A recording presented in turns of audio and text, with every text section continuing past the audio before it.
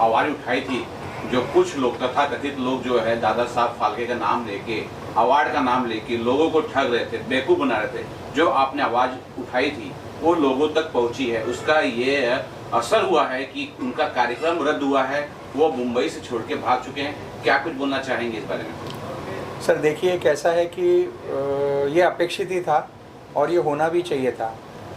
आश्चर्य सिर्फ इस बात का है कि इस चीज़ को 5 साल 10 साल लग गए, माने जो ये अभी हुआ है, और भाग गए हैं। ये बात मुझे लग रहा है कि नहीं है, वो अरेस्ट होंगे जल्द ही, क्योंकि पुलिस जो है वो तहकीकात कर रही है और बहुत ही सीरियसली चल रहा है। क्योंकि हमारी टीम ने जो प्रूफ और जो ये कलेक्ट किए हैं, जो डॉक्यूमेंटल प्रूफ हैं या जो रिकॉर्डिंग्स हैं, जो फ़ोन की रिकॉर्डिंग्स हैं, तो वो सब इतनी सॉलिड हैं कि वो कहीं जा भी नहीं सकते। और जैसे कि आपको मालूम है कि सबसे पहले हमने ताज में अप्रोच किया था, तो उन्होंने वो कैंसिल कर दिया, और उसके बाद उनके पास ऑलरेडी कुछ स्पॉन्सर के पैसे आ चुके थे।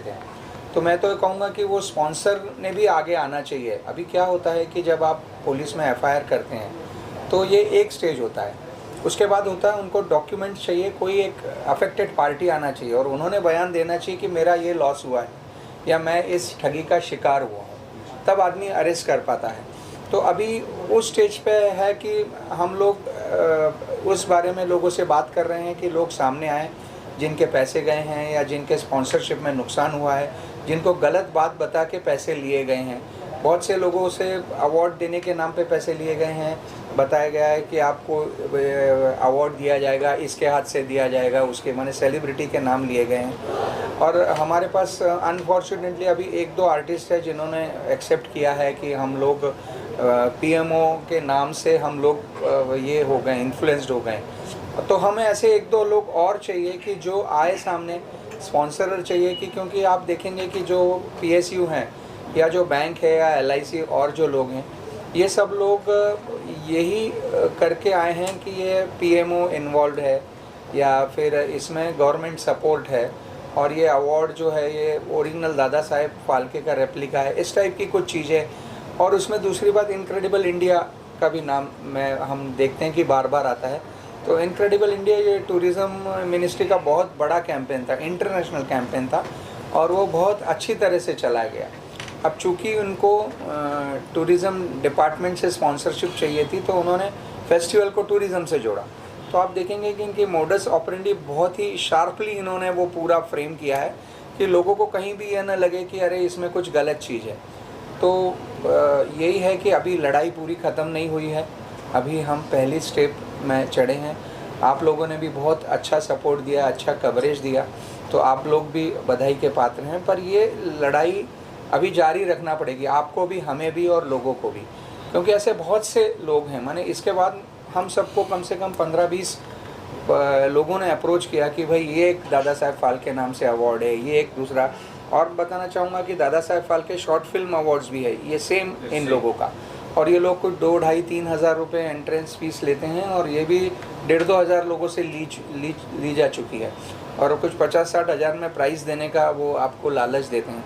तो ये चीज़ कैसी है कि इसकी जड़ें बहुत गहरी है, अपने को सबको मिलके इसमें एफर्ट करना पड़ेगा। एक आपको प्रेशर जैसा डेवलप करना पड़ेगा कि ऐसी चीज़ें आगे भी ना हो, और जो हो चुकी हैं उसको कैसे रेक्टिफाई किया जाए। और इससे आगे बढ़ के हम लोग चाहते हैं कि अभी हम लोग जल्द ही हमारे सीएम जी से मिलने वाले हैं, देवेंद्र फडणवीस जी जो कि हमारे लीडर हैं, और हम लोग उनको रिक्वेस्ट करने वाले हैं कि ये जो अवार्ड में नाम यूज़ किए जाते हैं सेलिब्रिटी के, उसके बारे में कुछ गाइडलाइंस अगर बनाई जाएं कि अगर किसी को कोई अवार्ड करना है और वो लोगों से अगर पैसे मांग रहा है और उसको एडवर्टाइज़ कर रहा है, तो उसको गवर्नमेंट से परमिशन लेनी पड़े।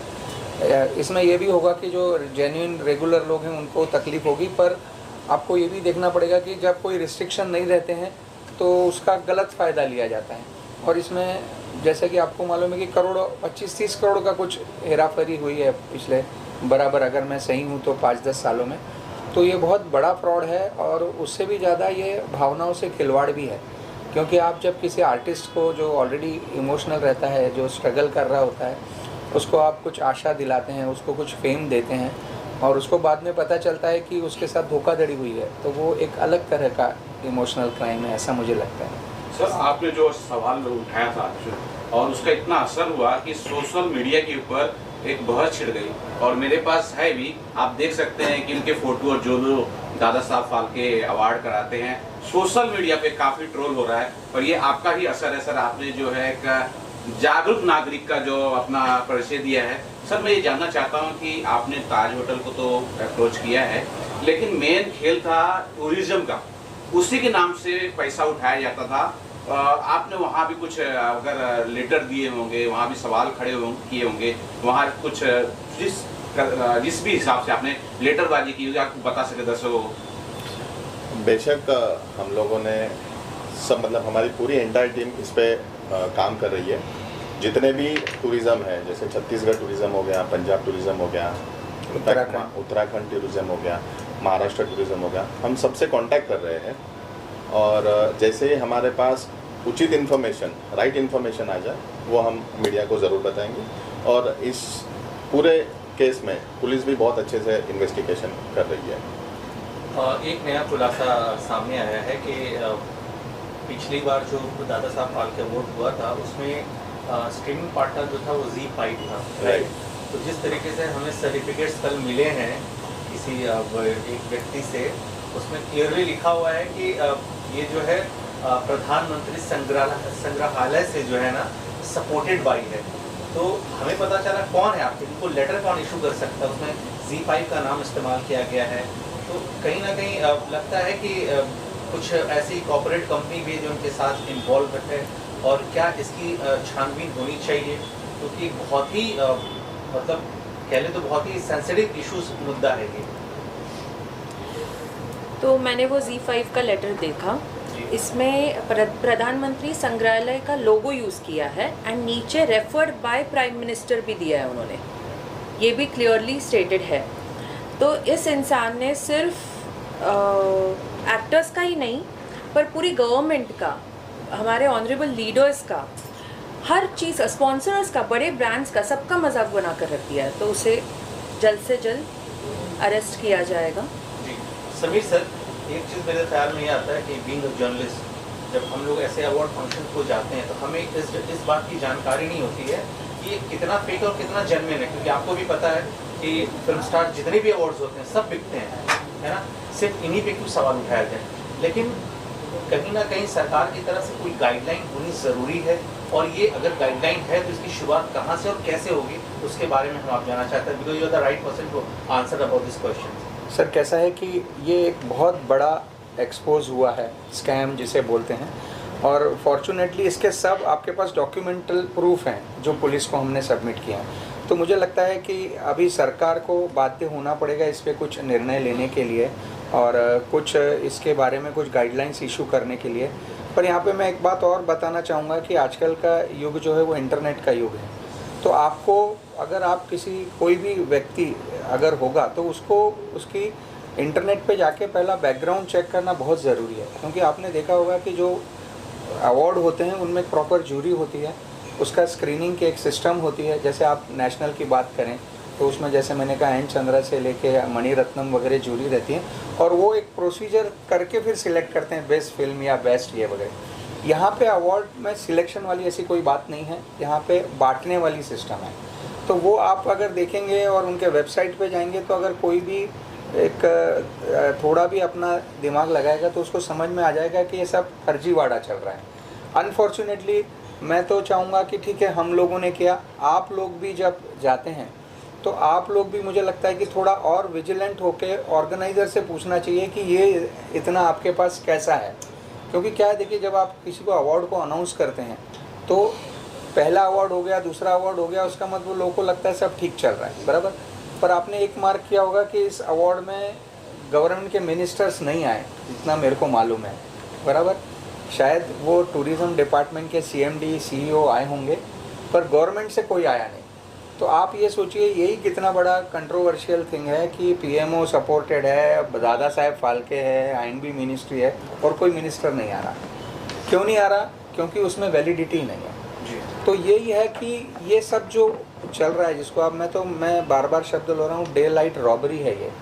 म्हणजे ये एक तरफ से लोगों को मूर्ख बनाया जा रहा है और लोगों से पैसे कलेक्ट करके और लोगों को ये ऐसा फील करा दिया जा रहा है कि हम ही ओरिजिनल हैं, माने इस टाइप का है। और क्या होता है कि एंड ऑफ द डे जितना इसको आप सोशल मीडिया पर और ये करेंगे तो गवर्नमेंट को भी इस पे ध्यान देना पड़ेगा। जैसे कि मैंने बताया कि OTT में सेंसरशिप भी एक ऐसा विषय था कि जो बहुत सोशल मीडिया पे जिसकी चर्चा हुई, जिसके बारे में लोगों ने बहुत ऑब्जेक्शन लिए, तब जाके वो हुआ कि अभी उसको सेंसर के लिए बात चल रही है, कुछ प्रोसीजर हो रही है। ऐसा ही इसमें भी है कि इसके बाद हम तीनों को इतने मैसेज फ़ोन कॉल आए, जैसे कि आपने बताया कि दादा साहब फाल्के के नाम से ऐसे और भी अवार्ड हैं जहाँ की पैसे लिए जाते हैं।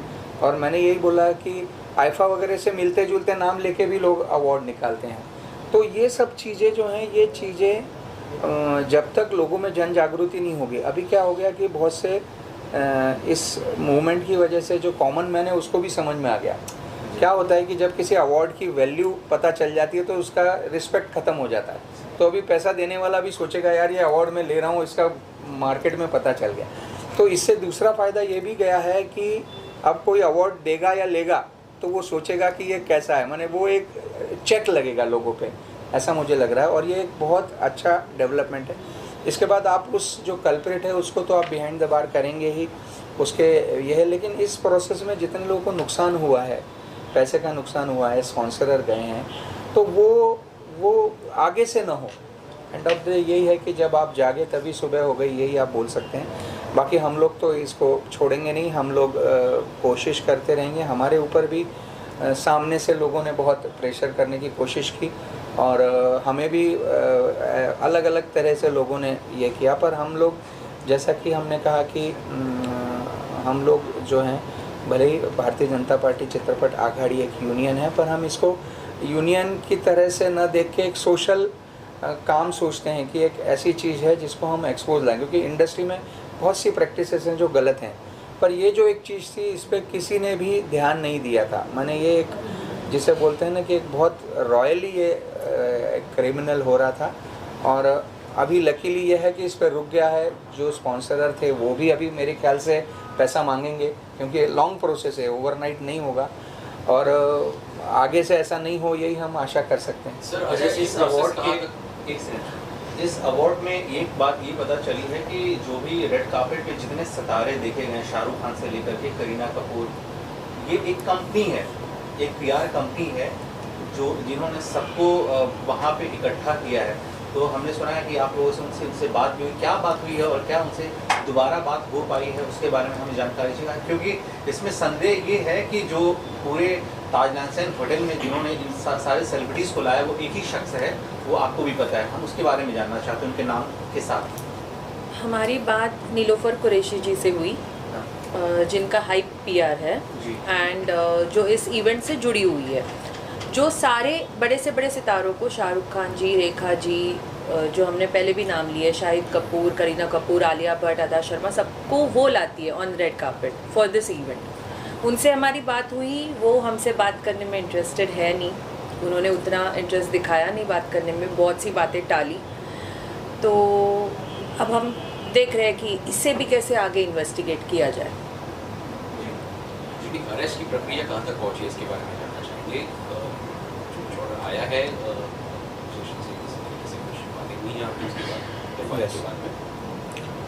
प्रक्रिया, मतलब हाल फिलहाल में इन्वेस्टिगेशन चल रहा है। पुलिस उनके स्टेज पे बहुत अच्छे लेवल पे इन्वेस्टिगेट कर रही है।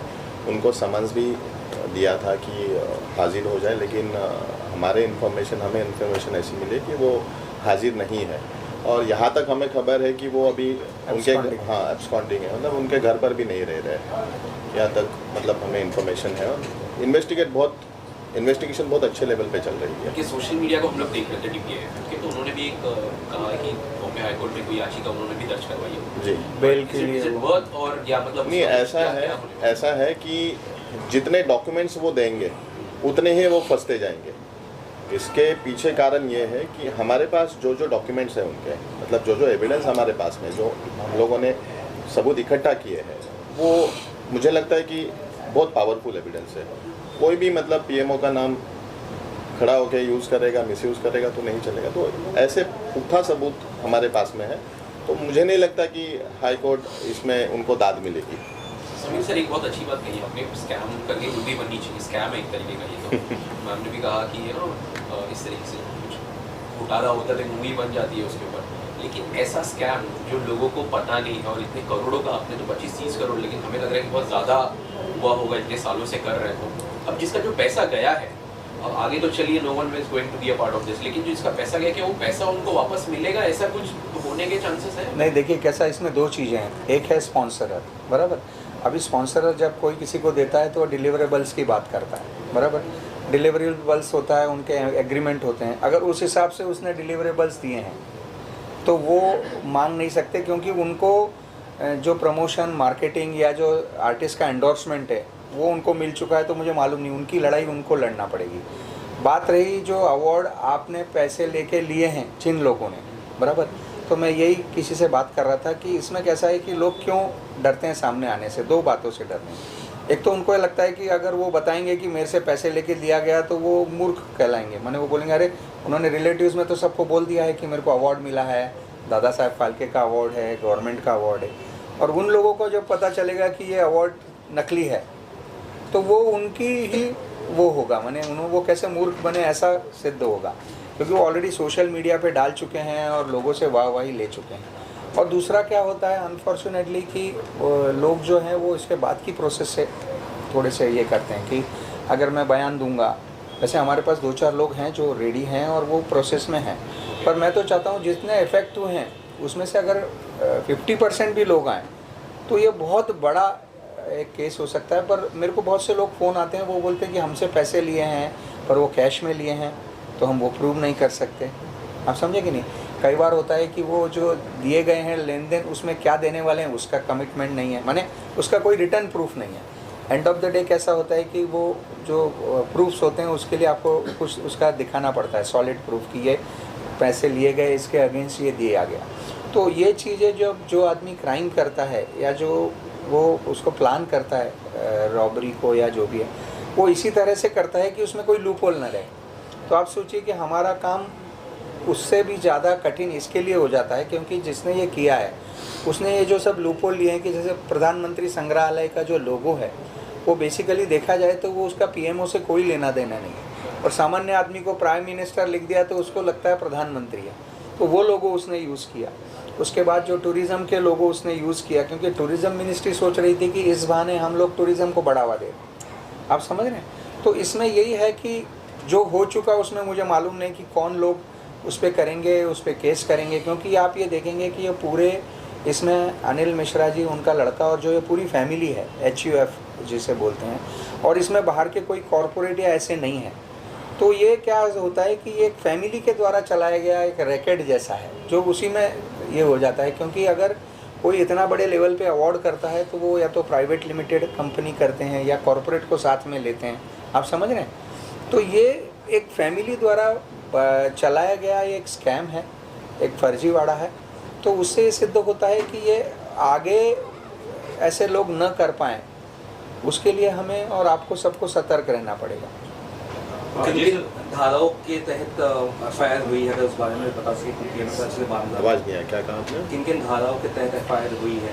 कुछ FIR हो चुकी है।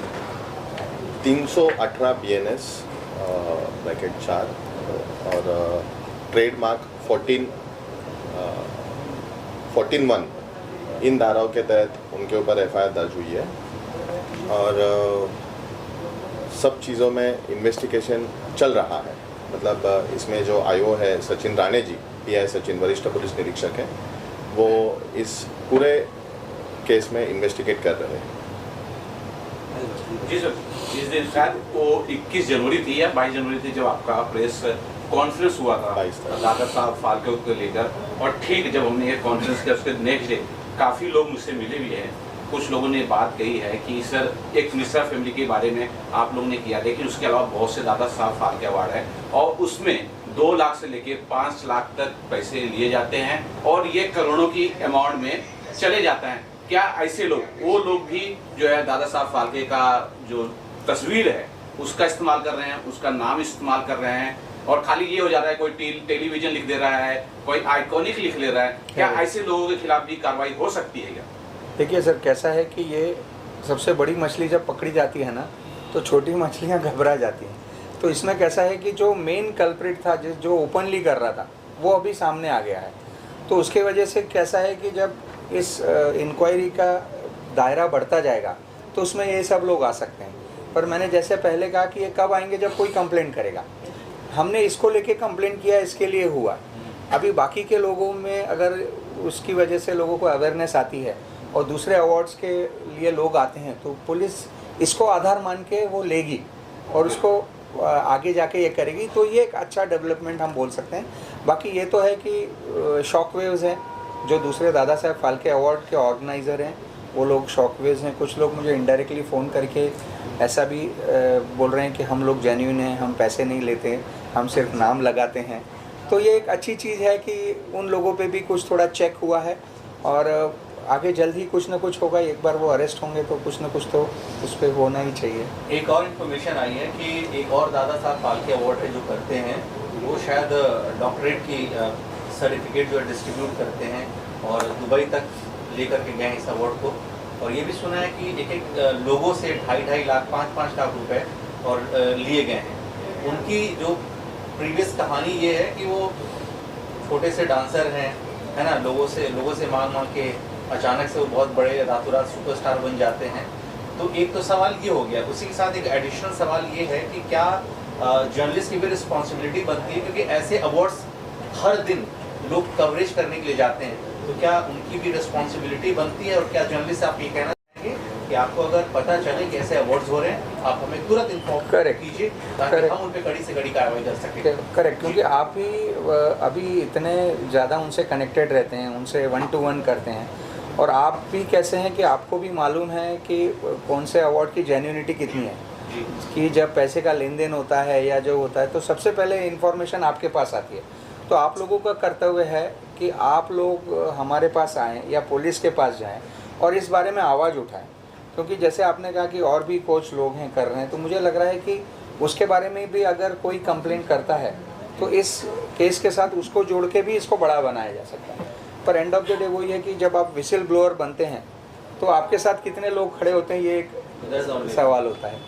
तो मुझे लगता है कि बदलाव होगा और लोग आएंगे आगे अपनी कंप्लेंट करने और कुछ उसमें कार्रवाई होगी।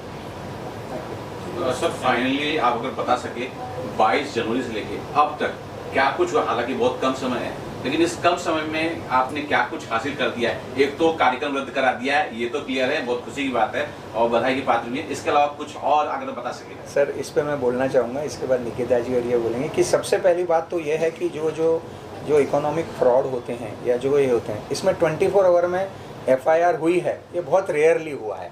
मैंने आप जानते हैं ये बहुत ही रेयर ऑफ द रेयरेस्ट है।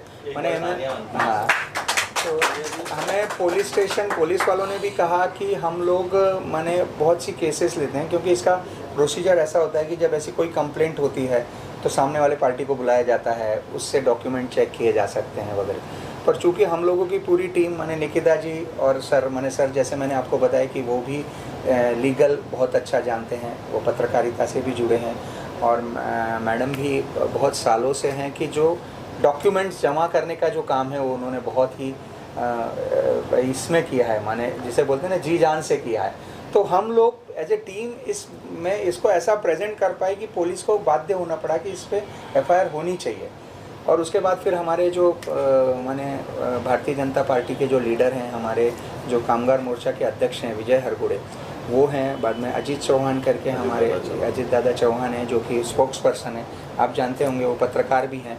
तो उन्होंने भी ऊपर से इस बारे में बहुत सा सपोर्ट हमको किया, DCP के जो फ़ोन करना और इसके बारे में फॉलोअप करना। तो उसकी वजह से ये 24 घंटे में FIR लॉन्च हुई है। और अभी हमें भी लग रहा है कि ये इसी का जल्द ही आपको 2-3 दिनों में कुछ अच्छी न्यूज़ मिलेगी कि जो लोग हैं वो बिहाइंड द बार हों और उन पे जो केस की जाए वो इतनी स्ट्रांग हो कि उनको बेल ना मिल सके इजीली। बल्कि हम लोग तो ये भी बोल रहे थे कि अगर इसका रेंज बड़ा होता है तो CBI इंक्वायरी के लिए भी हम लोग प्रेशर डाल सकते हैं, पर चूँकि हम लोग इतना जल्दी ये नहीं बोलना चाहते हैं क्योंकि ये पुलिस के बारे में, पुलिस बहुत एफिशिएंट है, उनके पास बहुत डॉक्यूमेंट है, तो ये उसकी अभी तो ज़रूरत नहीं लगती। जी, आप आखिरी शब्द यही होगा कि उन सबको, अनिल मिश्रा, अभिषेक मिश्रा, इन लोग सबको हम लोगों ने चेक तो दिया है और बहुत जल्दी मेट हो जाएंगे, यही कहना चाहेंगे। चेक एंड मेट जल्दी करेंगे हम लोग। Thank you. लेकिन आपकी वजह से जो आप लोगों ने इतनी कार्रवाइयाँ की इतनी जल्दी, जो है उनका सवाल था क्या डेवलपमेंट तो यही है कि एफआईआर रजिस्टर्ड हो गई है ना, जो कि सबसे बड़ी बात है। दूसरी बात ये है कि इस खबर का इफेक्ट ये है कि हमने ये सुना है कि अनिल मिश्रा फैमिलीज जो मुंबई से गायब हो चुकी है। Is it true? चोर है इसीलिए तो भाग रहे हैं ना, सच्चे होते तो वहाँ खड़े रहकर लड़ते, खुद के इंसाफ के लिए लड़ते। चोर ही तो भागता है। और लास्ट वर्ड्स कहना चाहूँगी कि जो जैसे सर ने कहा कि लोगों को लगता है ये प्रोसीजर बहुत लंबी होगी, फिर पुलिस पूछताछ करेंगे, इसलिए लोग सामने नहीं आते। या फिर दूसरा रीज़न है कि खुद बेवकूफ़ बन गए, ये कोई कहना नहीं चाहता। ये सिर्फ एक इंसान ने अभी तक आगे आकर कहा था पास्ट में, वो है फ्लाइंग बीस्ट गौरव तनेजा जी, तो उन्होंने ये एक्सपोज किया था। बट आई होप जितने इन्फ्लुएंसर्स भी बेवकूफ़ बने इसमें, डॉली चाय वाला राखी सावंत ये भी बेवकूफ़ बने हैं, और इन्हीं साथ साथ बड़े बड़े एक्टर्स भी बेवकूफ़ बने। नहीं, आपसे जो अनुपमा जी से बात हुई, जो अनुपमा सीरियल की जो मेन एक्ट्रेस है, उनसे क्या बात हुई थी फ़ोन पे, उन्होंने क्या बताया, वो जानना चाहते हैं आपसे। मैंने रूपाली गांगुली जी को फ़ोन किया था, जो आप सबकी फेवरेट अनुपमा जी है। उनसे मैंने बस इतना पूछा कि मैम आपको इस अवार्ड में बुलाया गया था, क्या आपको ये नॉलेज है कि ये अवार्ड फ़र्ज़ी है, ये रियल दादा साहब फाल्के अवार्ड नहीं है? तो उनको इस बात का कोई अंदाज़ा नहीं था। उन्होंने कहा बाकायदा हमें एक लेटर आया है, इनविटेशन लेटर आया है, जिसमें लिखा हुआ है PMO एंडोर्स्ड। तो जब मतलब हम मोदी जी को भगवान मानते हैं, तब जब उनके तरफ से एंडोर्स लेटर आए और हम ना जाए, ये कैसे पॉसिबल है? इस कारण वो वहाँ गई थी। ऐसे ऑफ कोर्स ये लेटर सबको गया होगा, इसीलिए सिर्फ मोदी जी के नाम पर लोग आए। और जैसे मैंने पहले भी कहा था, इन्होंने इसकी टोपी उसके सर, उसकी टोपी उसके सर करके ये पूरा फर्जीवाड़ा चलाया है। एंड लास्टली सारे पब्लिक को ये कहना चाहूँगी कि जो भी लोग इसमें इकोनॉमिकली अफेक्टेड है, इन एनी वे अफेक्टेड है, इन एनी वे उनके साथ फ्रॉड हुआ है, प्लीज़ आगे आइए, हम आपको पूरा सपोर्ट करेंगे, आपको किसी भी तरह की तकलीफ़ नहीं होगी, ये हमारी गारंटी।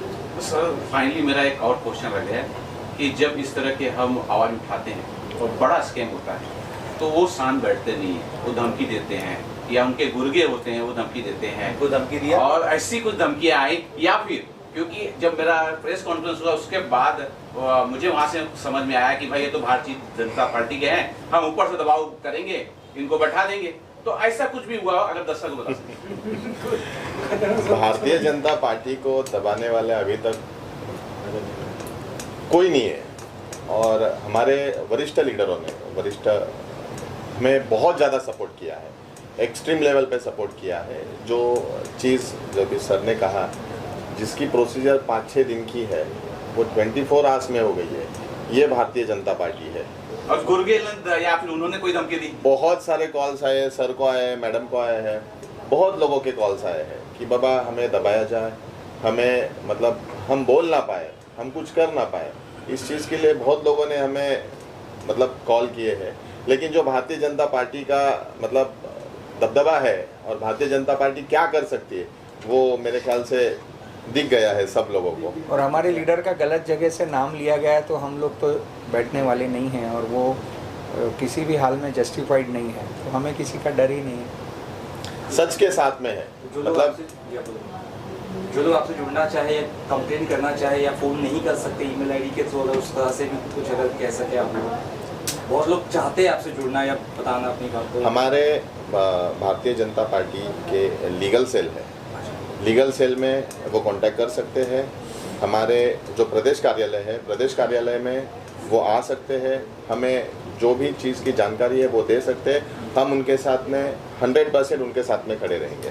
bjpchitrapat@gmail.com चित्रपट सॉरी बीजेपी मैं उल्टा बोला, chitrapatbjp@gmail.com ये हमारा मेल आईडी है, तो इस पे भी लोग मेल पे अपनी कंप्लेंट भेज सकते हैं।